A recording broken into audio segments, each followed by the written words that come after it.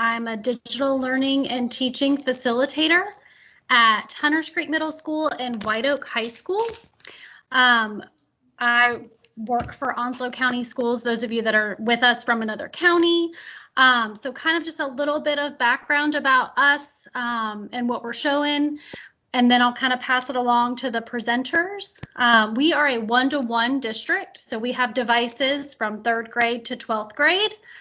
We began using Office 365 about 6 years ago, and then really focused with teams about 3 years ago. We've been with them since the beginning. And that has been the reason we've had such a quick turnaround with implementing our remote learning environment. So on March 13th, we knew that we were not coming back to school.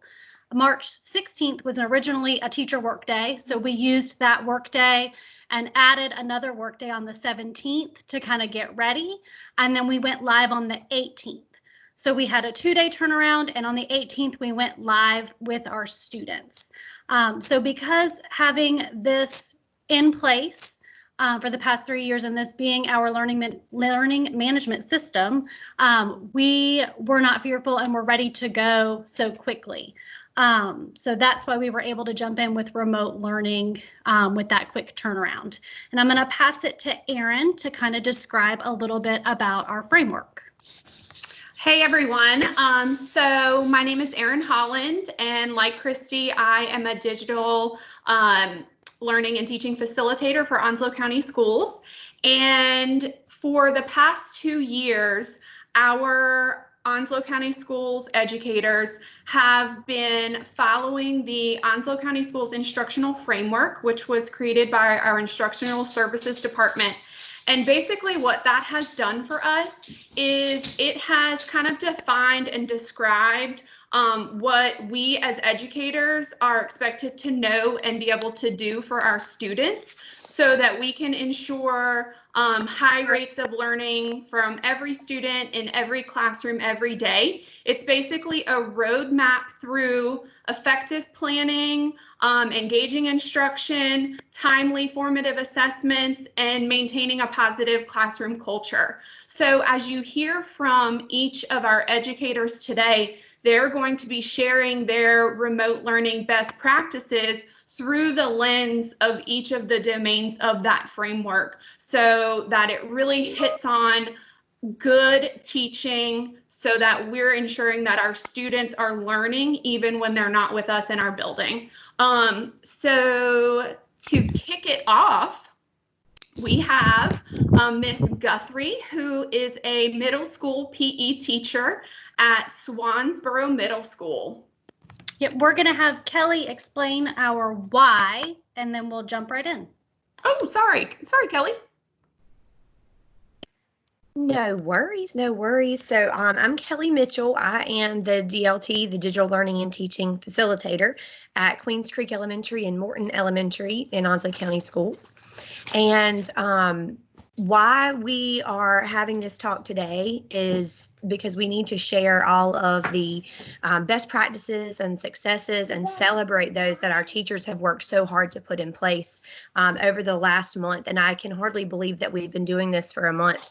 But as Christy stated, it was a very quick turnaround, and I could not be prouder. And I know Christy and Erin and all the administrators and people in the Digital Learning and Teaching Services Department could not be prouder of our teachers. So we are here to celebrate that and to share what has been working for us so that we can continue on this remote learning journey with success.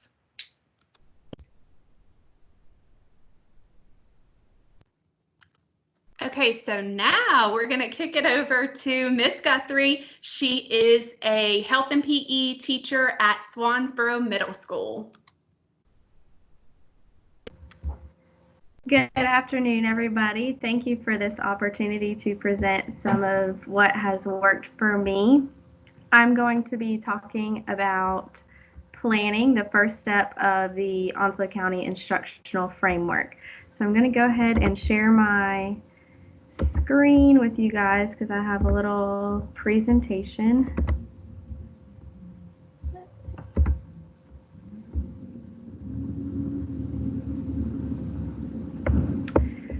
So we all just got thrown into this new world of remote learning. At first, I was feeling super overwhelmed. Teaching PE online was an all new experience for me. Teachers around me were even asking, how is that going to work? And to be honest, I was kind of wondering the same thing. I found myself asking, where do I even start? I knew that other states and other areas had closed school before we did, so I took to Twitter to see what my professional learning network was doing. First of all, as a teacher, if you aren't on Twitter, you definitely should be. Many amazing teachers around the world use Twitter on a daily basis. They share the amazing work they do with their students. They also share lesson ideas, collaborate with other teachers, post research, and share their knowledge. I have gotten a lot of great ideas just from Twitter. The hashtag that my PLN uses is hashtag PhysEd. Here are a few of my favorite accounts.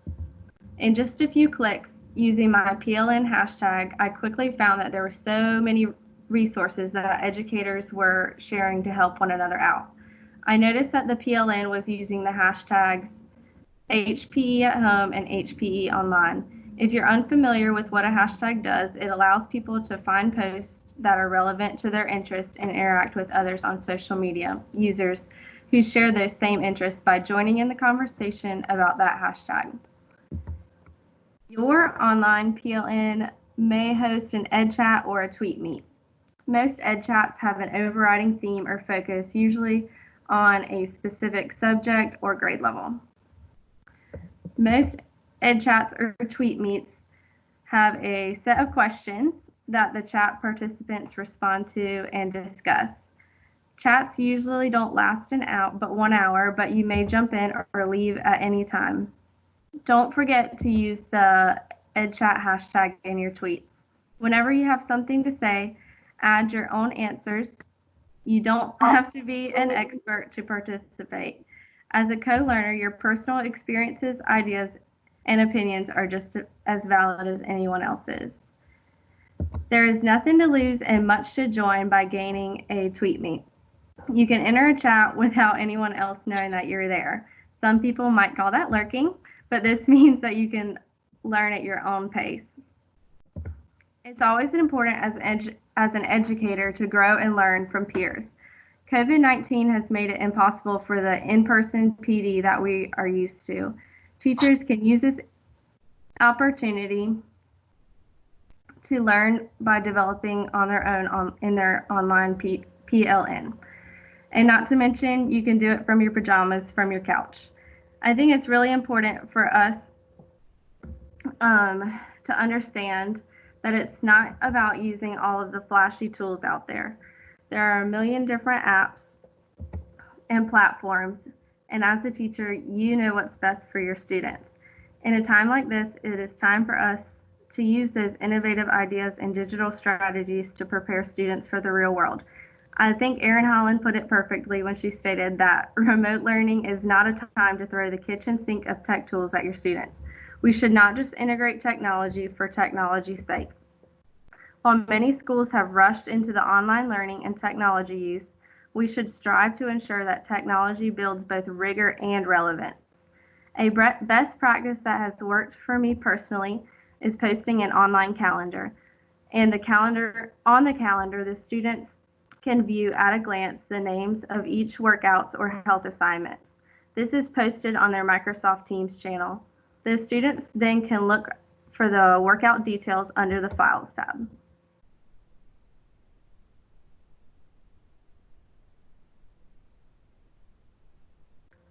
Usually I record myself, whoops, I skipped ahead a little bit. Usually I record myself doing the workout. There's a ton of great video editing apps out there, such as iMovie, Pick Play Post, FeedPro, Video Merger, etc. For this way, if a student is unsure how to perform an exercise, for instance, mountain climbers, they can see how I do it, just as if we were in the gym together. When they are done with the workout, they find the daily form and complete a quick 1 or 2 questions. This is my way of checking attendance and how they are enjoying the workouts. Sometimes the questions are open journal response, such as, how was your spring break? Or I can ask them how many sets of the daily workout they did. Or sometimes if it is a new type of workout, I have them rate the workout on a scale 1 to 5 to see if I should include more of that type of workout in the future. It's all about keeping it simple and having grace with both your students and yourself. We're all adapting and learning in this new remote teaching world. Thank you guys for listening, and if you have any questions, I will be happy to answer them.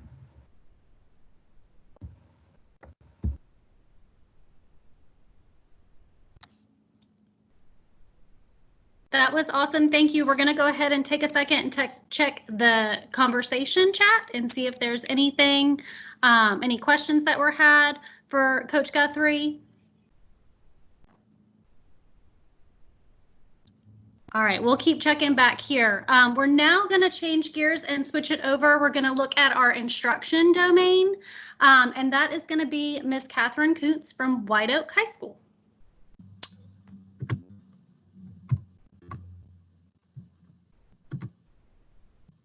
Hey, everybody. Thank you so much to the DLTFs who have organized this. I think it's a great opportunity to have a forum to share some ideas.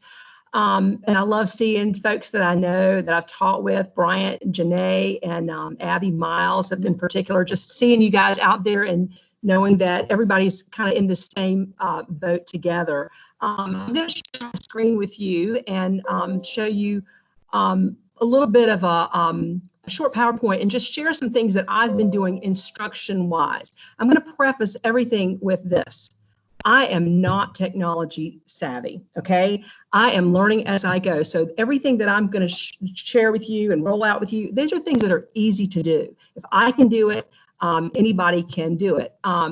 Again, what I'm going to share with you is, at the high school, things I've done at the high school level. But if you, you can certainly adapt these things to you. All right, Christy, can you see it? Can you see my screen? Yep, I can see your screen. Yeah. You want to go through your PowerPoint? That's another thing I always do with students when I'm doing the lesson is I always have a student that kind of gives me the, can they see what I'm doing? Can you see the screen? There's nothing worse than going through a whole presentation and knowing that you weren't sharing your screen or that the kids couldn't hear what was going on.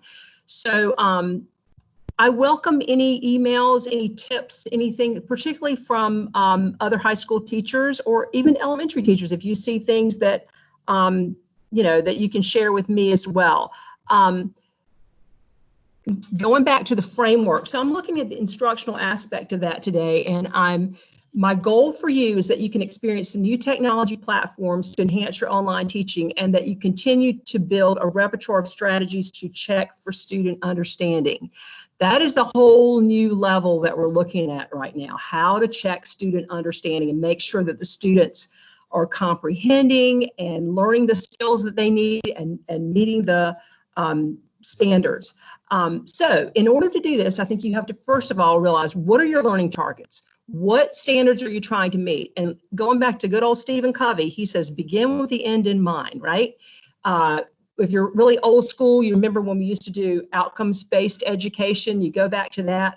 We got to know where we're going and then figure out how we're going to get there. What tools are we going to use to reach the end goal?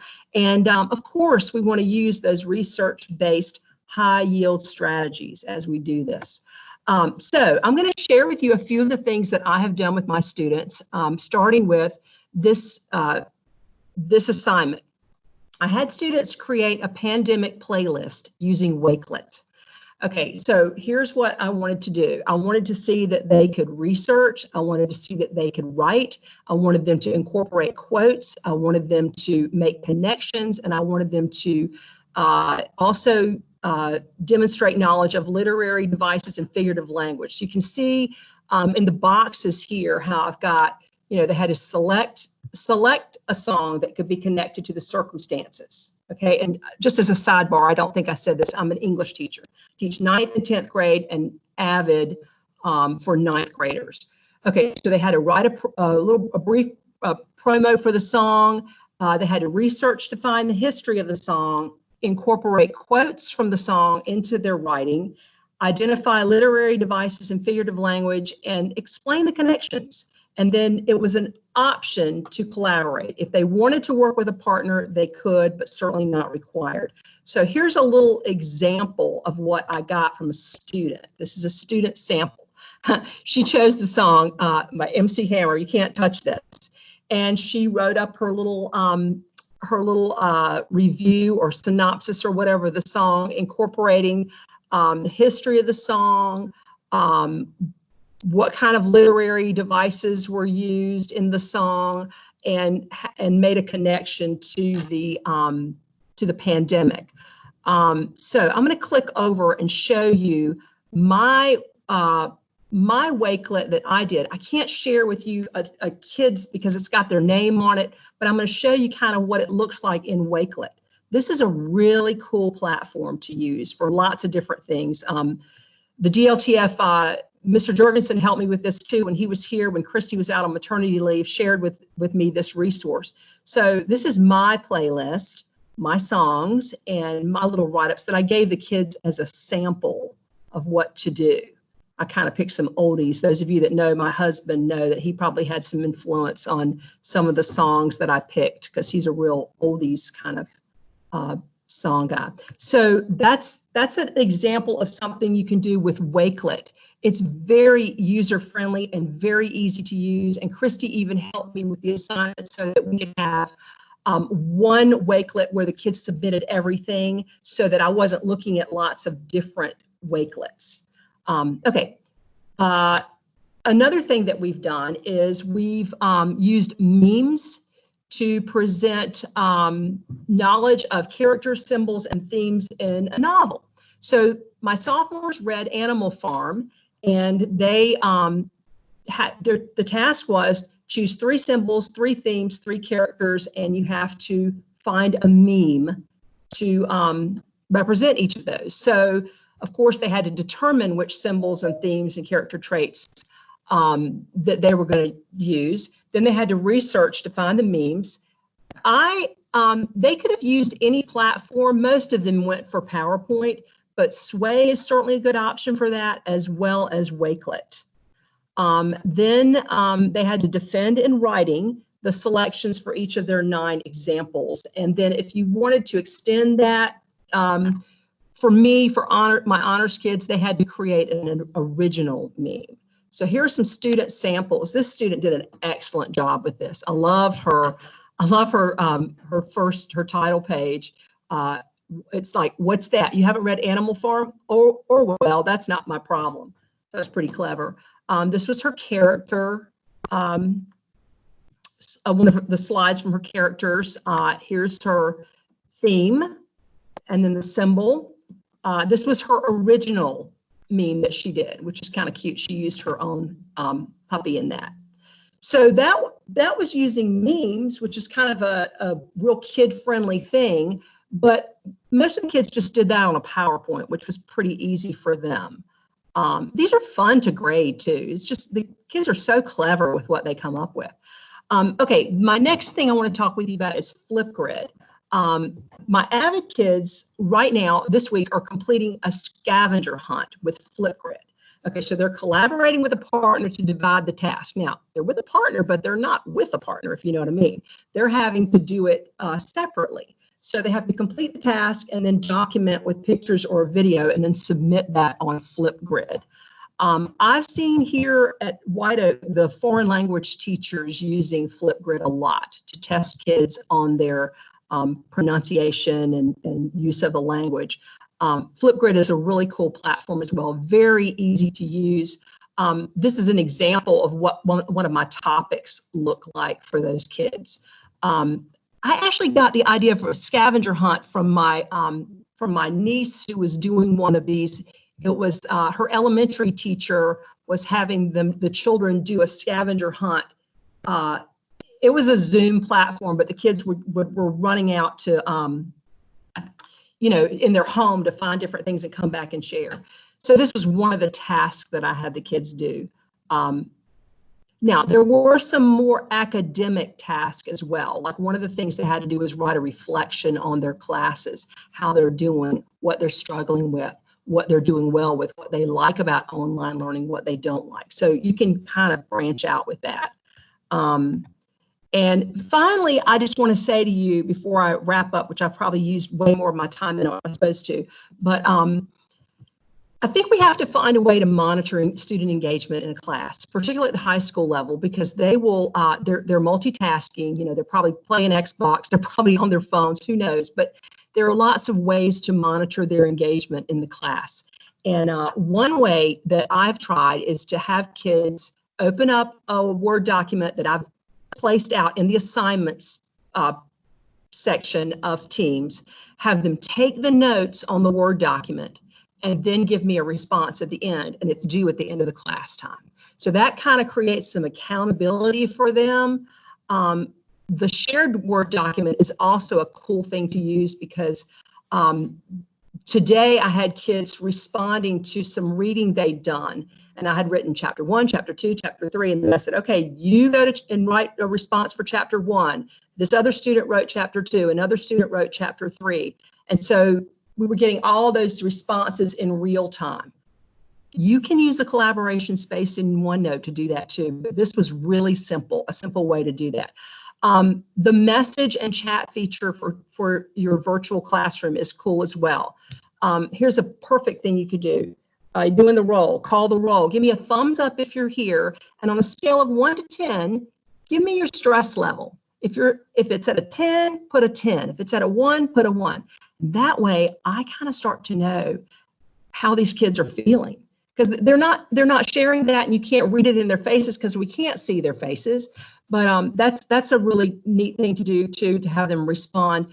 I'm not going to talk too much about Pear Deck because someone else is going to talk about Pear Deck, but that is a great way for accountability. Read a passage and then have students join Pear Deck and give you a response right away. So monitoring that engagement is really, really crucial during the class time, particularly with our older kids. And then in closing, I just want to say my final challenge to you is that you do try to incorporate some high interest learning opportunities for your students, and you work to discover new methods to monitor student progress, because giving a test is not an option right now, is it? I mean, it's really hard to, particularly with these older kids, it's hard to do that. So if you can leave here with those challenges, and email me if you have any other questions about any of the other things that I've shared with you today. I'll be glad to answer questions, and please don't be afraid to try new things, because I'm having a blast trying all these new things. And Christy and Aaron have built my my confidence level up and letting me know that I can do this and it'll work. So that's the end of my spiel. Thank you, Ms. Coons. Thank you so much. If you'll go ahead and X out of sharing your screen. Yes. Perfect. Thank you. All right. So next we have middle school teacher, Miss Neindorf. We call her Miss Nine for short. She teaches 6th grade math. And she's going to share a little bit about how she is using Ready with Pear Deck. Miss Nine. Hey guys, so I am a 6th grade math teacher, like Christy said. I have been using Ready for about like a year and a half, but I've had to kind of transition it into an online format. And so I'm going to kind of share how I've done that, but also I taught in small groups. So I really wanted to focus on being able to still hold true to that, even on an online platform. So I'm going to share my screen with you so you can see kind of a little glimpse of what I do. So right now you should see 2 screens. One is going to be the students, and then I'm going to have my version on the other to the left. So Pear Deck is a feature that you can actually use as an add-on with PowerPoint, in case you didn't know. So if you already have PowerPoint presentations made with lessons, like Ready already has for us, they have that PowerPoint that you can download. So what I've done is I've downloaded their PowerPoint and I've added a few of my own slides in on it, and then added this Pear Deck feature into it. So once you have gotten that figured out, you can add the different ways you want the kids to respond on each slide, and then you just push this present with Pear Deck. when you do that, you're going to get the presentation pop up. So left is teacher, right is student. So to engage my students at the very beginning of a lesson, I like to give them what I call a cringy math video. So on the student version of Pear Deck, what will happen is there's often a link to a YouTube video. And they click that and they can watch that video. And that also gives me time to go in, take attendance, help with any tech issues, and do kind of get class ready to go. Since we are doing like a 30-minute block, we want to use as much time of that as we can. So I always have that there for them. And then I like to go ahead and give them their I can statement for that lesson as well. That way we are beginning with that end in mind, like we know where it is that we have to get by the end of our lesson. So right now, this Pear Deck I have is set to teacher paced. It's a live lesson. So I'm going to show you guys how to change it into student further into the presentation. But here we go. So I always give them the notes that are provided in the Ready curriculum. I use a tool called Snippet. So I actually pull up the website for the Ready Teacher Toolbox, and I pull up that lesson, and I just kind of snip the information out that I need. So I just snip it in, throw it into that PowerPoint presentation. To review our notes, I still hold true to teaching kind of in a flipped classroom where the kids are watching a video prior to my class. So what they would do is they would already have some knowledge of that, but then we review these notes and they can reflect on that very early thinking to kind of see what they already had in their schema. So I allow them to do that. And the students would respond in their own on their own presentation. But the really cool feature that Pear Deck has is I can actually see all of their responses real time. So as they're responding, I can see what they're thinking. So I can already start to target who I'm going to need to heavily focus on in that live lesson for the day. So I'm going to go and click that out. And then as I click, their slide moves. So I wait for my students to respond, or because it's live, I tell them like, hey, so-and-so, I need you to respond. And then I can get their responses on there as well. So it's really holding them accountable. Some of the other features that I think are super cool is this website thing that you can do with Pear Deck by adding that website link. So I teach a lot of inclusion kids, and I also think a lot of people see math visually. So I wanted to make sure I still had math manipulatives online. So I've kind of found a few different websites that I really liked. But once you put that link in, the kids can actually interact with whatever that link is within the Pear Deck. So this was some virtual nets that I have for them, so they can go in there and kind of maneuver them around to help get some visual going for our math. So then I go directly into our think, share, compare model. Oftentimes what I am doing is I have the kids unmute to ask these questions. So it is also holding them accountable because I can randomize who I'm picking. And I just kind of have my little attendance sheet for the day anyway, and I'm checking off to make sure I've checked in with the kids at least once throughout the lesson. So I do that, ask those 3 questions, have the kids unmute. If you're not someone that's comfortable with having the kids unmute, sometimes, you know, their mics aren't working, whatever it may be, you can actually hit show responses, share your screen with your students, and they can see others' responses as well as they're going in. Of course, wait a few minutes before you do that so that they don't all type the exact same response, because we all have those kids. So this is a draw feature. So if I were to show responses for this screen, I have a couple of different options. I can grid it, and this is what I use to kind of see all of the students' names to see who's responding. But I can overlay it, which is really great for multiple choice. And then I can also list them. So this is where I can kind of scroll and see every student's slide and how they responded. That draw feature that they have, they can do a text box, they can actually draw, they can highlight, they can kind of do a lot of things with that within it. So every day, I obviously don't make it through an entire math lesson in 30 minutes. So I break it up into like an intro day, which is when it's more of the I do part of a gradual release. And then that next day I do the we do. So this is when it's most of the Ready's PowerPoint that we're doing using that think, share, compare model. But I still need something that's going to give me time to get attendance taken, to address any tech issues that may have happened from the day previously, and then also to see kind of where the kids are at. So something that I do want to mention just real quick that Ms. Kuntz had mentioned was checking in with the kids and how they are, like their mental health. When the kids pull up a Pear Deck, the first thing it makes them do every day that they sign in is it gives them 3 little faces. It has like a sad face, kind of a meh face, and a happy face. So you can actually see that from when the kids respond. You can see on the student responses, you can see their little faces to see how they're actually feeling that day too. So that's also kind of another really neat feature from Pear Deck. So this is where I just do that think, share, compare model, and we do it throughout all these problems. So I've just kind of taken it and then adapted as needed.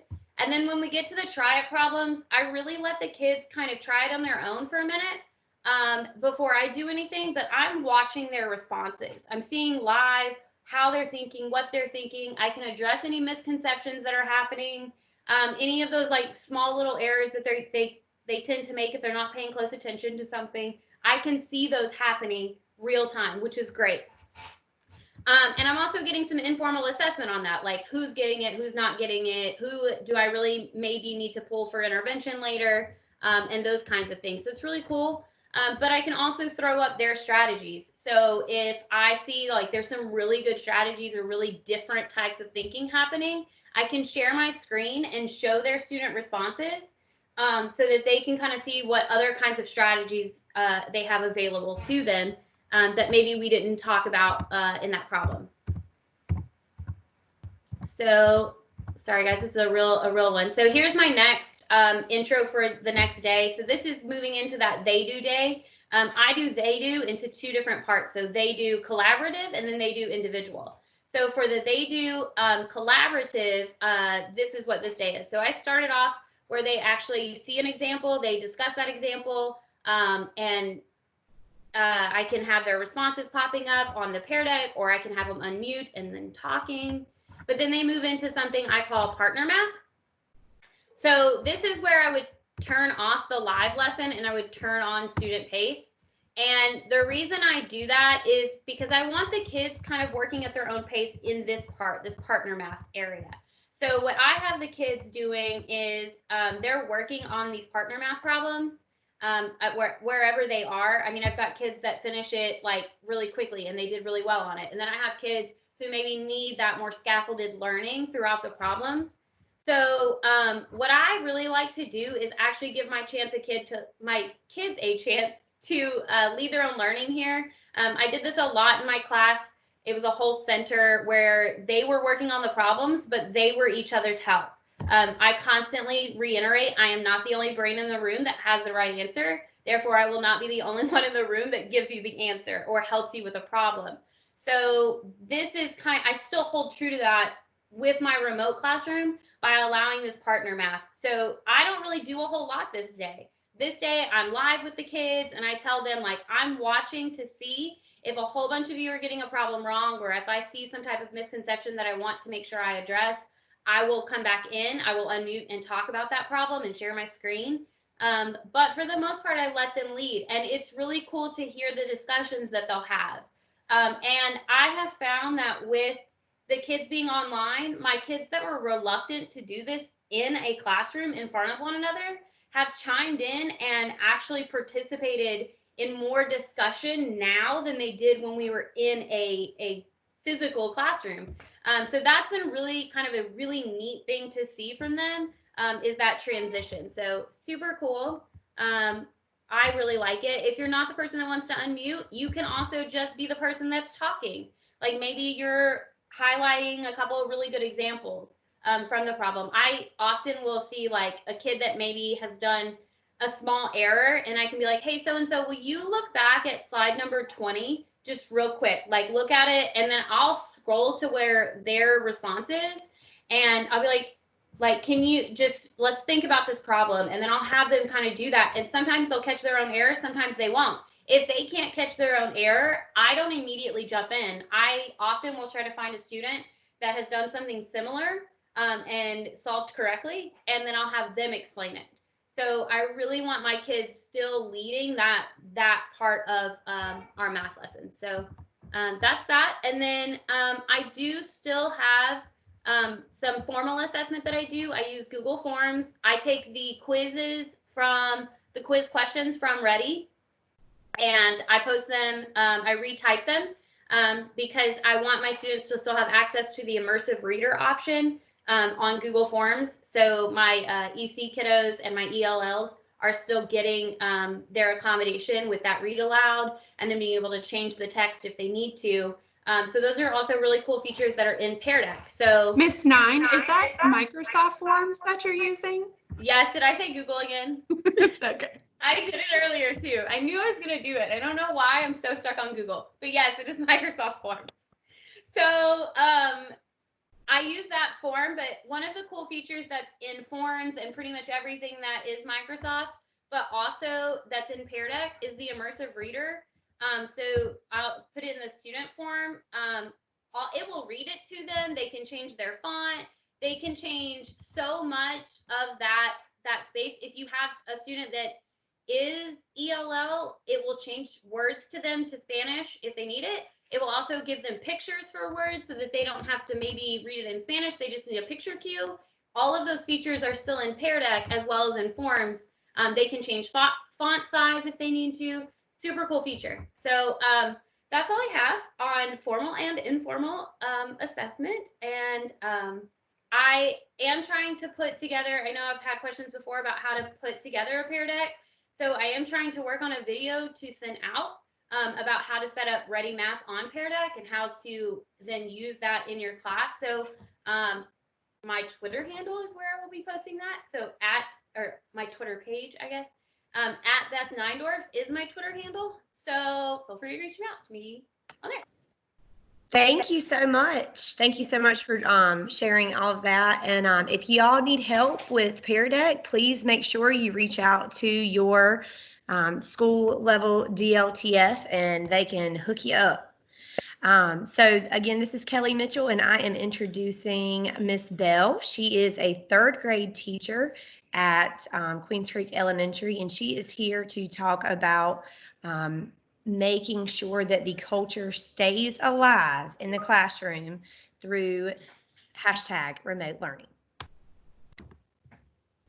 Hey guys, thanks for showing up today. Again, my name is Meredith Kate Bell and I'm from Queens Creek Elementary. I teach 3rd grade and I'm in a math science classroom. So I'm a team teacher. Shout out to my team teacher, Crystal Miller. Oh yeah, she's rocking it out too. I'm gonna go ahead and share my screen with you guys and kind of walk you through some of the things that I'm doing in my classroom to keep our classroom culture alive.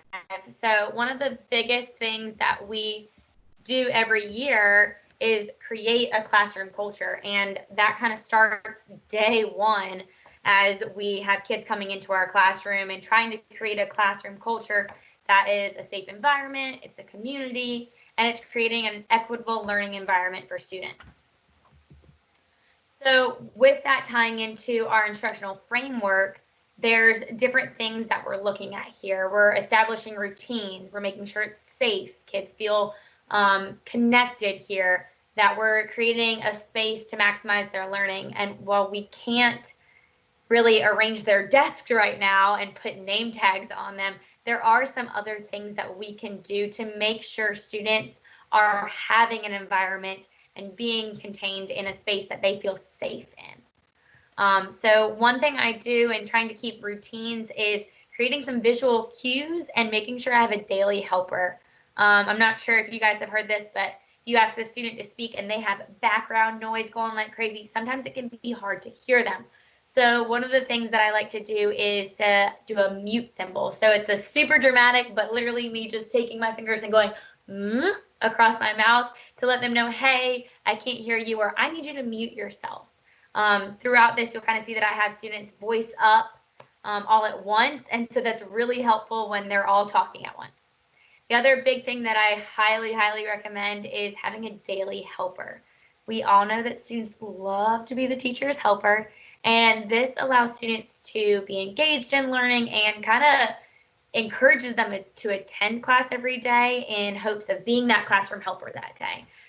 Your helper is the one student who has permission to unmute themselves and to talk in the chat without the teacher's permission. And the student, they are my eyes and my ears every day, and I am so blessed to have them.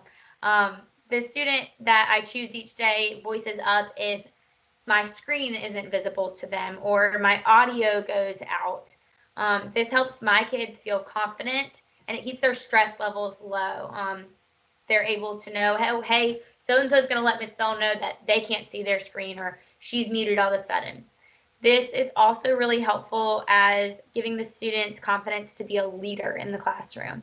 A lot of the times as teachers, we use these really great programs and platforms, but they're different views for us than it is for a student. So it may be hard to lead your students through an activity when you're seeing a different version on your desktop than they're seeing. So having that daily helper share their screen and walk students through your verbal instructions is huge. It's minimized so many things for me of questions of, well, how do I get there? It doesn't look like that on my screen. I'm confused. I'm frustrated. It's really just made things flow so much easier in our classroom. So I really recommend daily helpers.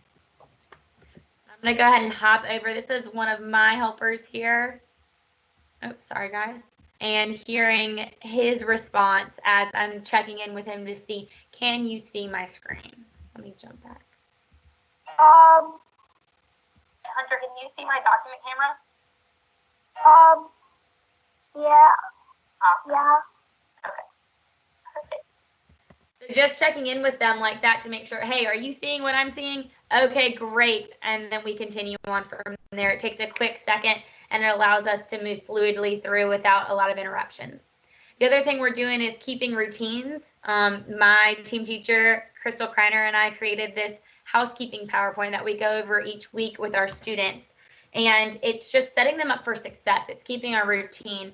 We're keeping that sense of normalcy with the kids. And this is what we're doing this week. This is what it's going to look like. We make sure we outline our learning targets, any academic words or language that we're going to be using that week, what their assignments are going to look like, whether it's their live view, so you can see like mini pictures here of notes or PowerPoints or stories that they're going to be reading. And then we also tie that into what their assignments are going to look like on Teams that day. And that's really helpful for them to see that too.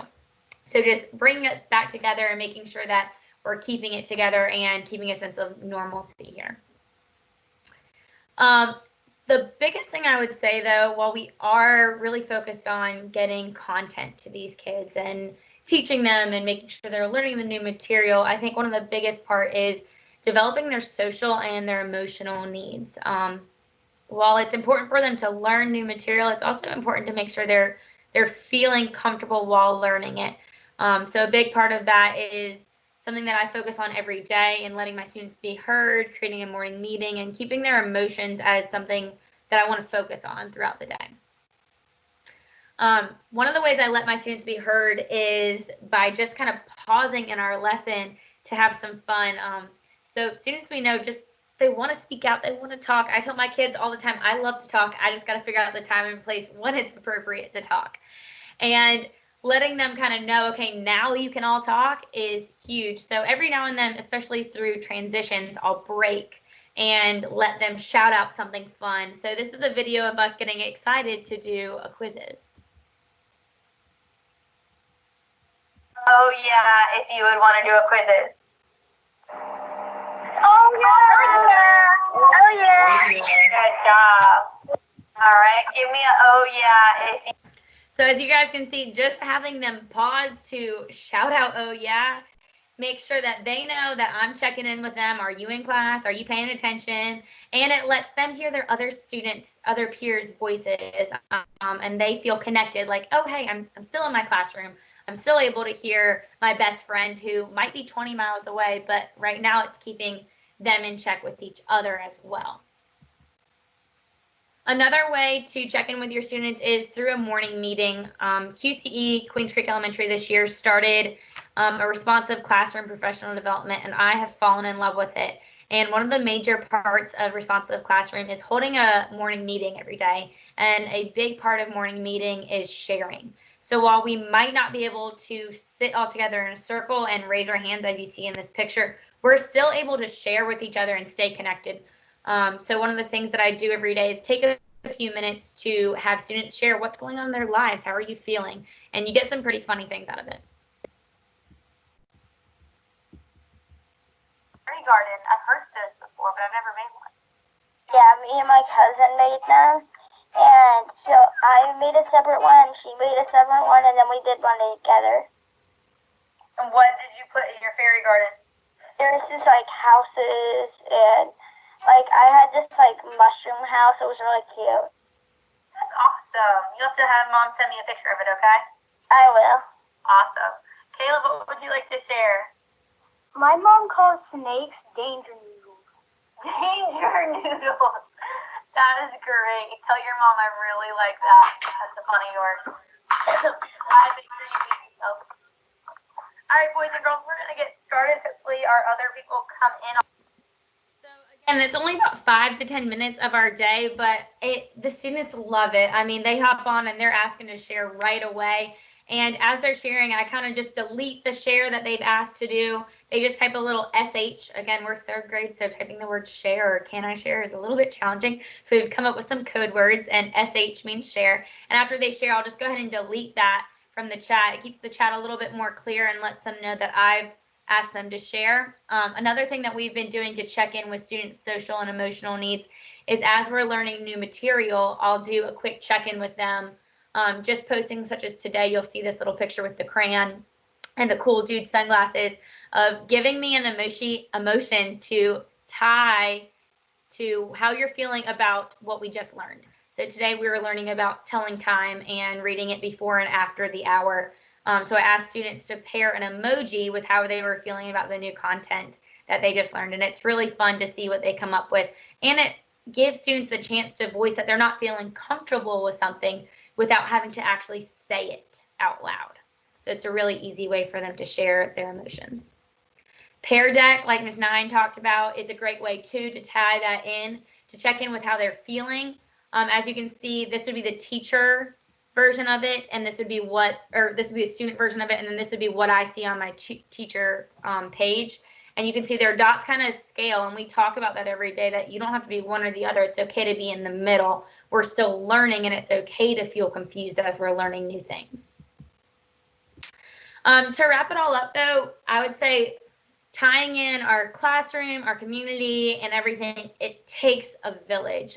So one of the things that I try and do with keeping a classroom community is not just my kids, only me, you know, like we're a little town or anything, but really taking that whole village, as we like to say, it takes a village, right, to connect with my students. I try and tie in Encore, our support staff, other teachers in the building, to make sure that students feel connected with not just me, but other teachers that were part of Queens Creek. So, for example, yesterday I had our music teacher, Dr. Bazzi, pop into my lesson, and I don't know who was more excited, my kids or Dr. Bazzi, to hear their voices and for my students to see her face, just to let her know, or have her tell my students, hey, I'm still here. I know I haven't heard from you guys in a while, but we're still doing here's our lesson if you have any questions, and kind of to have them still stay connected to those teachers who were such a big part of their day, they saw every day. So overall, I'd say the biggest part of keeping our culture alive is making sure those students' social and emotional needs are being met. While we do want them to learn, it's really important that come next year, yes, they might be a little bit behind, but are they going to be happy? Are they going to be healthy? Are they going to feel that they're in an environment that they feel safe and connected to? So as I wrap up, I want to go ahead and say bye to you guys, just like we always do in my classroom. It's loud, it's crazy, but the students love it, and it makes them feel connected. You can stay on. Otherwise, go ahead and give me a bye and hit your end button. 10:30.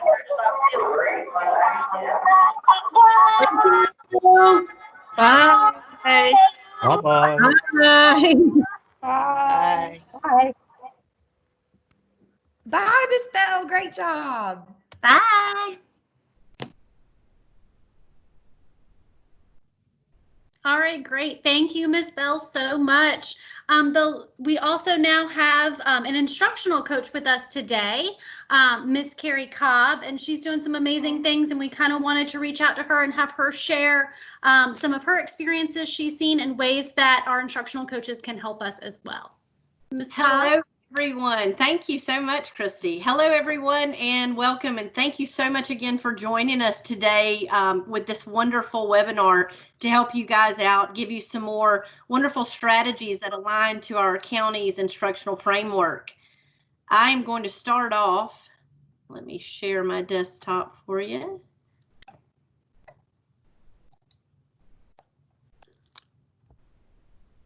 So, what I want to cover today is the fact that just because we are now in an online remote learning environment doesn't mean we need to pause our instructional coaching or our instructional support for our staff, because I think now it's more important than ever. Let me share a few ways in which you can do this. So make sure that you create some access to your instructional coaching. I'll show you how. Let me go to, like for both of my schools that I instructionally coach for JCMS in Northwoods Park, I've created a channel called Instructional Coaching.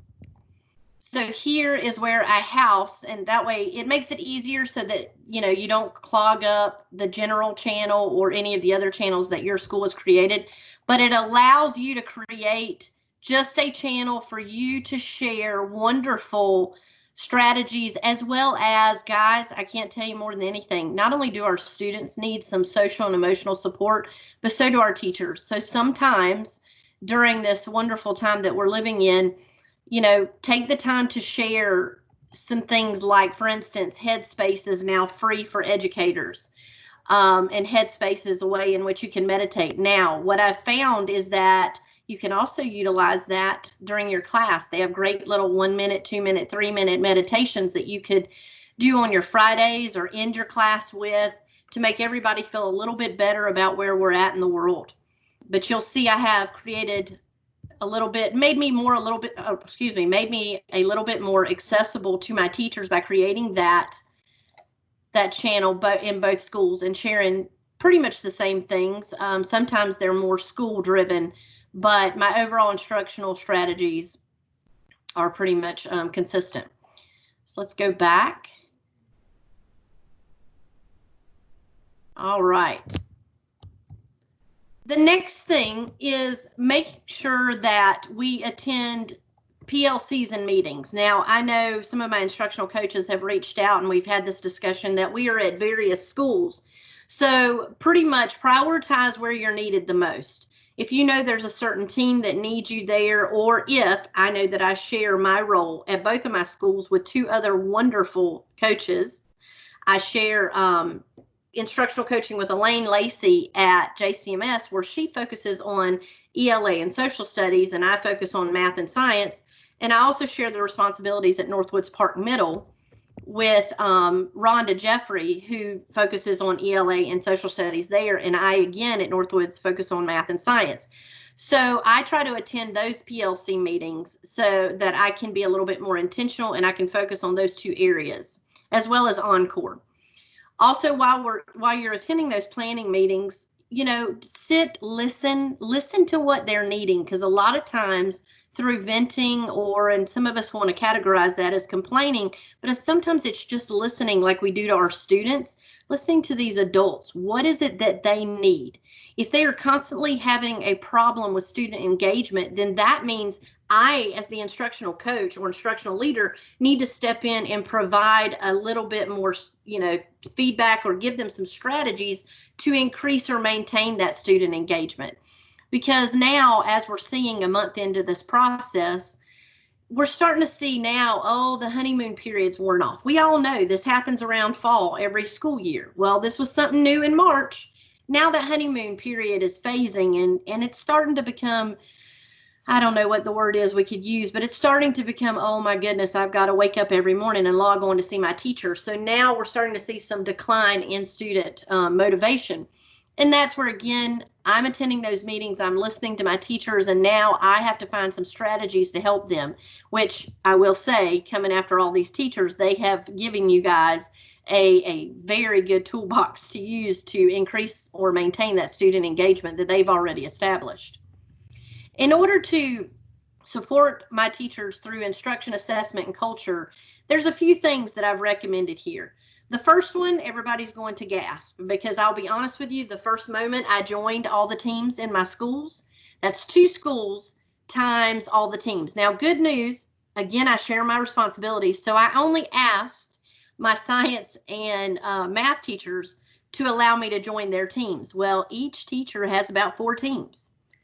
And I will tell you, my phone constantly goes off with notifications, as well as my computer now. My battery dies a lot earlier. But with that, it's okay, because now that I'm a part of their teams, I can go in and attend a live session when I see one pop up. Or let's say I've spent some of my day in webinars or personal learning or meetings, then later on I can spend the time to view their recordings. Why? That is going to take the place of me going into the classroom like I used to do whenever I was on their campuses. So again, I'm going to visit, I'm going to see, and then afterward, I need to provide some intentional feedback to that teacher. I usually like to use a grow and glow type, approach, meaning there's always something to point out that a teacher is doing very well. And there's always always something that we all could get better at. So I try to at least do one of each every time I sit in on a live session. With regard to assessment, I try to share only vetted resources. So instructional leaders out there, if you are helping out your teachers, which I know you are, but make sure that the resources you're sharing are vetted, because we do not want to open up our students to anything that could possibly be a danger to them. And also something we're looking for is learning equitable? I know that I've been in some classrooms that I've loved the instruction going on, but I've had to just simply remind, do you feel as though every student got the same learning experience out of that? Simply because maybe there was not closed captioning, maybe there was not the ability to translate or what have you. So I want to make sure, in that, as an instructional coach, you want to make sure that everyone that is able to attend the live session is getting at least as close of an experience as everyone else. Last but not least, I created a virtual learning channel in Stream. And here is the link to the channel, which I will post in the comments, but I want to take you to it real briefly. I call it Coach Cobb's Caffeine Break. Now, some of the videos are longer than others, but I've done some videos to either how to differentiate using Microsoft Teams, how to align your expectations. I know one of the teachers earlier talked about having classroom expectations. Well, it's imperative that you take your classroom expectations and now bring them into that remote learning environment. How to set the tone in your virtual learning environment, how to set up an engaging learning management system using Teams. So I'm going to be adding to these as we go, but feel free to utilize them. Back to our presentation. There is the link. Again, I'll post it in the comments. And there is my email as well as my Twitter handle, A Blended Life. And you'll laugh. I have to tell you the why behind that. I originally changed my Twitter handle because I live my life daily in a blended family, meaning his, hers, and ours kids. And now it's taken on a whole new meaning with this new remote learning. Now it is a blended life, meaning digitally blended learning. So I just found that kind of funny. But anyway, please feel free to reach out to me if you have any questions. I am here. I am more than willing to assist you in anything that you might need. And I appreciate you guys taking the time to join us today. Thank you. Thank you, Carrie Cobb. That was great information that you shared. Our last duo of presenters today are Megan Bond and Crystal Tyndall, and they are the fantastic assistant administrator team at Swansboro Middle School. Thank you, Erin. Hey. Hey, everyone. Thanks for sticking with us this afternoon. I'm certain that we are the last two before your caffeine break or you're prepping for dinner. So we will certainly be expediting our process and presentation to get you on your way. Again, I'm Crystal Tyndall, and so lucky and fortunate to be able to work with Megan Bond every day, and certainly fortunate that Jacob Mabry, our principal, allows us to have as much fun as we do into providing some humor and spreading joy and laughter for our staff and students. Megan, you want to start us off? I'm going to share the screen. I just want to introduce myself. I'm Megan Bond. I am the other assistant principal at Swansboro Middle. I just want to say thank you to all of the presenters today, sharing the ideas. I think just this whole collaborative across the county situation has just been an inspiring afternoon. So like Ms. Tyndall or Crystal said, we're going to share just kind of some things that we've been doing to maintain culture during this remote learning.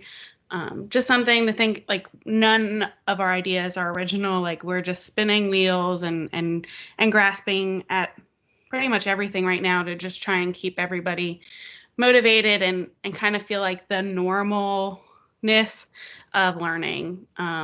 So just to start us off, day one, we had those 2 teacher work days, and then we kind of hit the ground running with the first day of remote learning.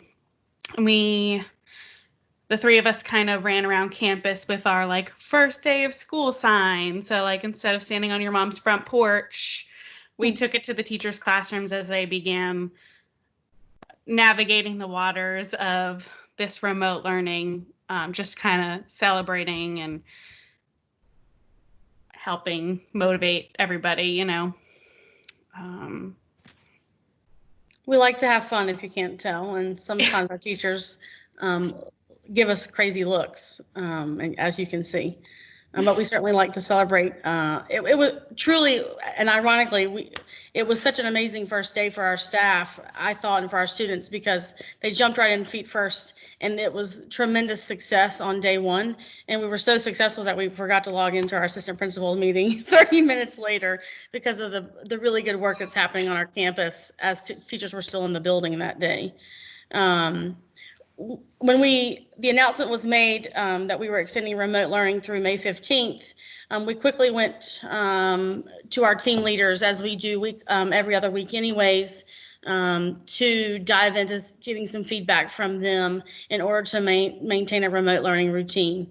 And so our original schedule that we created needed some tweaking because it was important for us to be able to have instruction that was equitable for all students and all staff members, specifically because all of our classes are important in order to address the whole child. So looking at ways to have equitable time with our core classes as well as maximizing the time with our encore schedule. So we created team leaders worked together to create the schedule, and then we sent it out to our staff to get some feedback before we published it to our school families online. It's a great way to kind of get buy-in from the staff, as well as to kind of just to be transparent about what our process was. Our remote office hours have been integral for students and parents to feel connected and to be able to have that parent conference opportunity. Megan and I are not shy of creating those opportunities to teams call a kid, a student, and a parent to make sure that they have access to what's going on. I'm gonna let Megan talk about what we want to do is try to figure out ways to establish a new normal in this uncharted territory, and to kind of mirror what you would see with us in the brick and mortar school. So I'm gonna let Megan talk about her experiences with pop-ins. So like Crystal said, we are doing our normal walkthroughs where we're just kind of showing our face and being there for the teachers and the students. I believe somebody else, Miss Bell, had said that you invite people into your classes. I think just seeing a new face, but a familiar face, kind of lightens the mood and encourages students and teachers. Like Miss Tyndall said, we have had like the calls to the office where if a student is demonstrating some difficulty in the classroom, or we're seeing a pattern of late assignments or not having assignments, we kind of call them in and team call in the parent or phone call the parent and problem solve together so that they know that we're all on the same page. And I think that has been beneficial as far as decreasing behaviors in the virtual classroom, as well as completing the assignments as if they were in the classroom with that same motivation and completion accuracy rate. I think that was it. And then Yeah, it's great. We are thanks to Aaron Holland, who's Megan, Aaron, and I basically meet every morning just to kind of check in for ourselves and to make sure we're doing what we need to do to check in with what's needed on our staff. But our big global, from my perspective, as a global initiative of staying distant but united in 2020. We have found that many of our staff members just thrive on needing the connection. And so we are very creative in ways of identifying how we stay connected in this socially distant normal, as you can see. And so these are just some examples that we've shared with connecting through staff meetings, through just Teams calls. It's important that we identify and we share with our school community through our social media platforms how hard our staff works behind the screen every day, and how, especially their teachers and our support staff. And on all that, there's some pretty faces, and we have a lot of smiles. You're seeing, you don't get to see the grit that goes in every day by our staff to make equitable learning for our students, and as well as manageable for our parents as well. We certainly can't forget about those, as many of our teachers are parents as well, and navigating lots of different things on a daily basis. And as Aaron and I, we talk every day. We'll updates through Microsoft Teams come through. Our staff really are not. They're not hesitating to jump feet first into trying new things and getting out of their comfort zone to make this work for our students. We're real proud of this one, right, Megan? I am. This probably has been my favorite day since we've gone remote. The 3 administrators delivered excellent, get it, EGG, Easter baskets or Easter goodies to the teachers. That was just such a fun day to see everybody's faces at a distance, but like in real life, and drop off just an Easter treat and just appreciate our teachers and all the hard work that they have been doing to kind of navigate and change their instruction in a whole new way. So that was a fun day of just being with our teachers as close as we could be. Just as recently as yesterday, we had a grand idea in our planning session, as we often do with Aaron and Megan, of creating a happy half hour, work like a captain, play like a pirate break room, in order to be able to just have people connect with each other. And it's an optional meeting, but it's just a time to say hey, to connect with each other, to celebrate your successes. And we just started off yesterday with a quick little point system, giving yourself some points for the following questions. And then whoever had the most points and whoever the least points certainly get a prize. And that prize is a private session with our lovely Aaron Holland to create something fun and exciting for their Microsoft Teams page. So that's just an option and a great opportunity for students and teachers to be connected as we move through this crazy time. One of the highlights from our remote learning opportunity is teachers, like Ms. Tyndall just said, stepping out of their comfort zone, kind of just dropping all those walls and being silly with the kids to get them engaged. One of our 7th grade teachers, Miss Lott, has made it her goal to dress up in various ways every morning, such as this morning she was the Hulk, painted green from head to toe. The students really thrive on joining her sessions to see what she's dressed up as each day. One week she was an animal each day. One day she dressed as a sad teacher because she had low work completion, which I think then motivated the kids to increase their work completion to see what she would dress up as then. And it has definitely stuck with the students to come in every day and see her next adventure.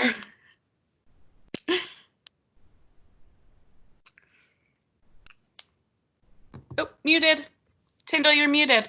Sorry, I feel like I'm in the Grammy Awards and the music's coming on, so we're going to quickly wrap up. But we are now officially known as the TikTok and APs. Many of you probably have experienced the world of TikTok since you have some, all this abundant of time on your hands. But we are going to weekly be the TikTok APs and provide some humor and some joy for our staff and students. So this is a little quick video.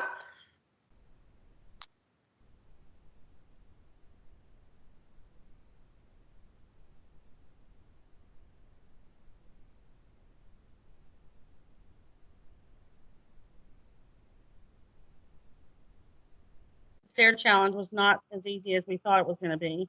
No. And what's really kind of important, for us is that we take a moment to ensure that our teachers understand why we're here and doing what we're doing. Although it looks different every single day, it's important for us to understand our why and remember why we got into teaching in the first place. And so these are just some examples of why every day our teachers work really hard to provide opportunities for students, to be able to give them better options in their life, to be able give them the keys to success, to give them the students the freedom to be able to choose whoever they want to be when they leave us. And for most importantly, they're 4th generation of educators, as Megan Bond says. So a great opportunity for us to just reflect, take care of our staff, and understand that they work hard every day, and probably are working harder now than they've ever worked before, to provide equitable learning experiences for our students every single day. So here's our Twitter handles. Thank you, everyone. Thank you two so much. I just want to say a huge thank you and a huge, y'all did so amazing to each of our presenters from this webinar. I definitely learned a lot. And so I hope that all of you who have been participating with us have grabbed something that you can take with you and help support your students during this time of remote learning. We are going to be posting the link to this webinar so that if you know of somebody who wanted to attend but wasn't able to, they will still be able to tune in and watch it if they want to. So we'll be sharing that out as soon as it is posted. And again, thank you all so much. Thank you for hanging with us, even though we ran over the expected time, but everything was just so great, and I don't think we could have done it any faster. So again, this link will be posted if you know anyone you want to share it with. And if you have any questions that you didn't post in the chat that you'd like to kind of call out right now while the presenters are still here, you're welcome to unmute your mic and ask any questions.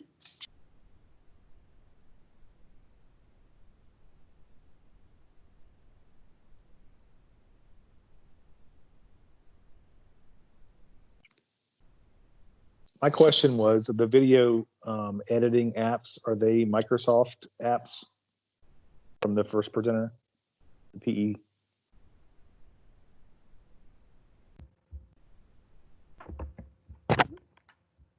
Hey Hey, the videos that I was using, I like to record my videos right on my iPhone. So they're just from the App Store. The Video Merger, Pick, Play, Post. I just got those from the App Store. Miss Guthrie, could you put those in the chat? I sure can. Thank you. Mm-hmm. Aaron, can you correct me if I'm wrong, but you can also record your video in in Stream and edit it that way, correct?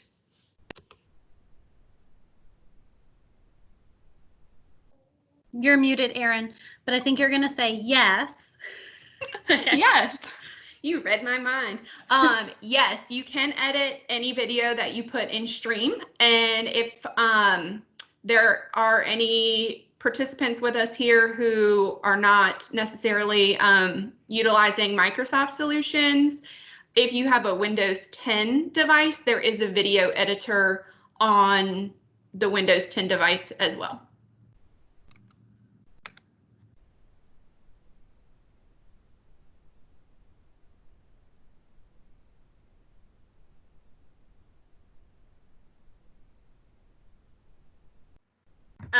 I use Microsoft Stream, so that's what I use to record my lessons, and you can edit anything that you need on there. And then it's really cool because you can make a tabs channel within your Microsoft Teams that the kids can click on, and they can see all of the videos in one spot. So you can name the videos. I always name them like what the lesson was, so if they missed a lesson, they can go back in and watch it.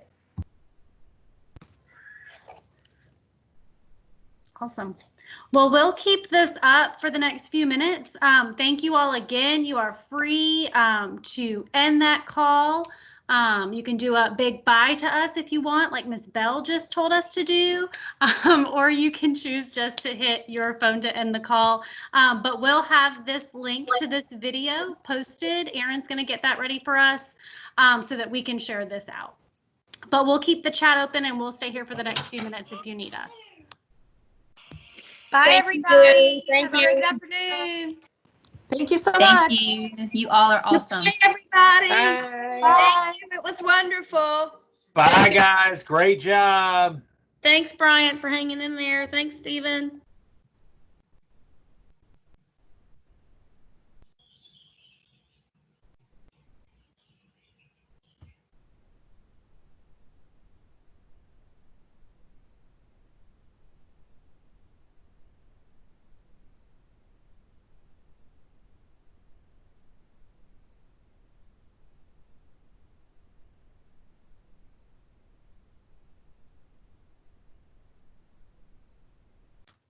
Dana,